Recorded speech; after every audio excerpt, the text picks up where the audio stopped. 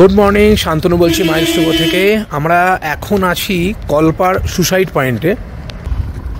এখান থেকে যে ভিউটা কিন্নর কৈলাসে সেটা একবার আপনাদের দেখিয়ে দেবো। এই রাস্তা ধরেই আমরা এখন এলাম হোটেল থেকে, আর এই সামনে থেকে আপনার কিন্নর কৈলাসের পুরো রেঞ্জের ভিউটা।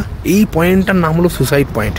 এখান থেকে বেসিক্যালি না আপনার যে খাদটা সেটা প্রচণ্ড ডিপ, অনেক নিচে, মানে নিচে দেখা যাচ্ছে না। আপনাদের দেখানোর চেষ্টা করব। ওই দেখুন ওইখান দিয়ে রাস্তা, যেটাতে কালকে আমরা উপরে উঠেছিলাম।